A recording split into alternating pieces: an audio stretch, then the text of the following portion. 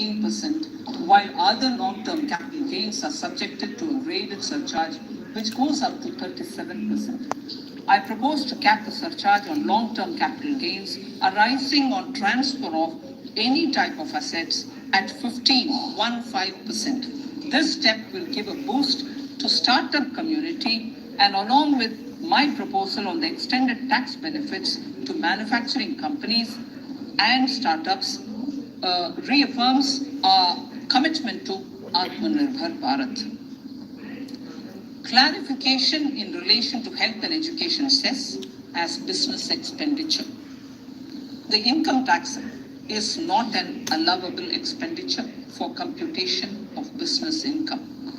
This includes tax as well as surcharges.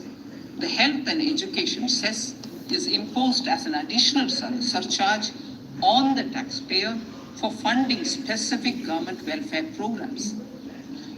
However, some courts have allowed health and education cess as business expenditure, which is against the legislative intent.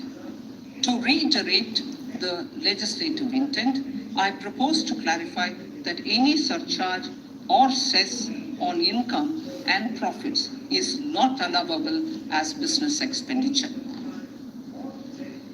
Deterrence against tax evasion. Honorable Speaker, sir, presently there is ambiguity regarding set-off of brought forward loss against undisclosed income detected in search operations. It has been observed that in many cases where undisclosed income or suppression of sales, etc., is detected, payment of tax is avoided by setting off of losses.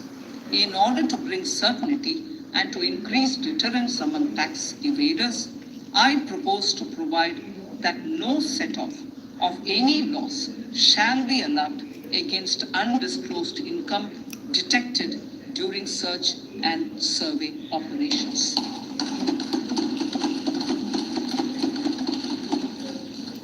It has been noticed that as a business promotion strategy, there is a tendency on businesses to pass on benefits to their agents. Such benefits are taxable in the hands of the agents. In order to track such transactions, I propose to provide for tax deduction by the person giving benefits if the aggregate value of such benefits exceeds 20,000 rupees during the financial year. A few other changes are being made, the details of which are there in the finance bill. Indirect taxes. So remarkable progress in GST. GST has been a landmark reform of independent India, showcasing the spirit of cooperative federalism.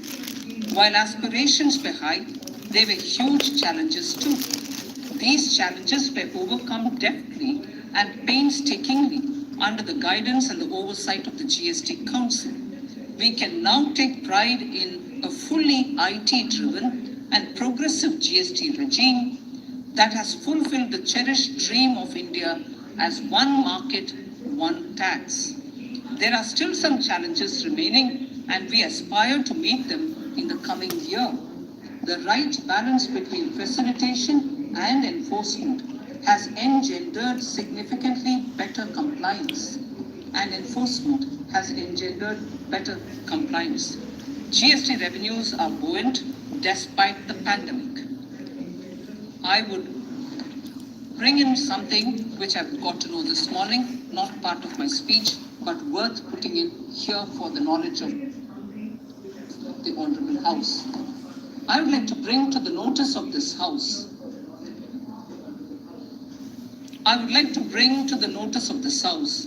that the gross GST collections for the month of January 22 are rupees 1,40,986 crores, which is the highest since the inception of GST. This has been possible due to rapid economic growth recovery, post-COVID